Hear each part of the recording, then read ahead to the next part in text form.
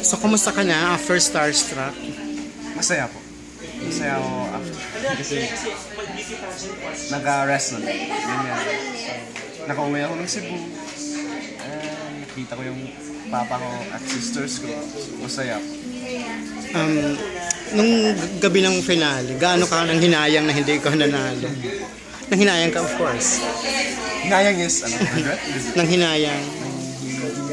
Oo. Regret? Ano ba? Disappointed.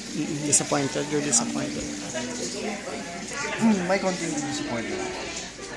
Bakit? Hindi ako nanalo. Kasi expect talaga ako. May ganun din, di ba? Hopes up ka tayo manalo. So, hindi pala. So, may konting.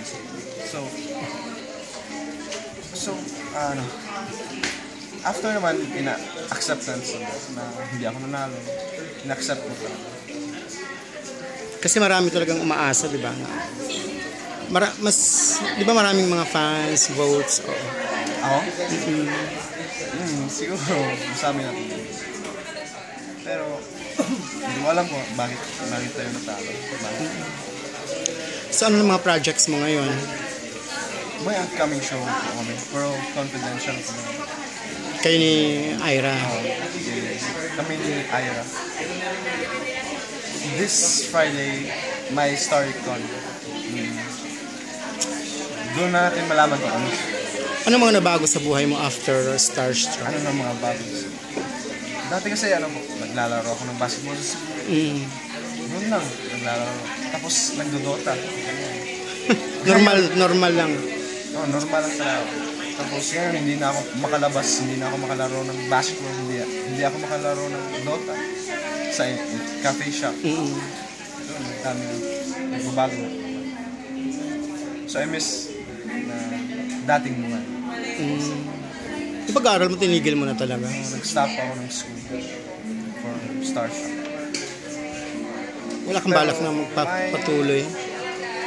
Dapat talaga tapusin ang pag-aaral. Kasi kung hindi magiging successful ang career ko, may backup. Gusto ko maging chef. Ilang taong ka na?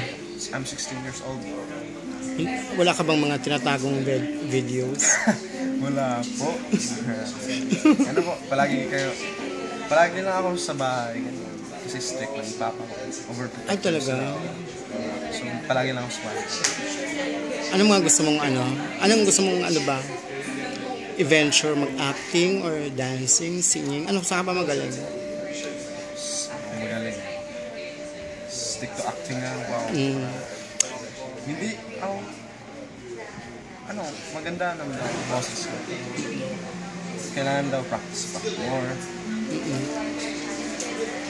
How do you plan to polish your Tagalog? Nag-workshop na po ako. Kasi ang hirap gym artist.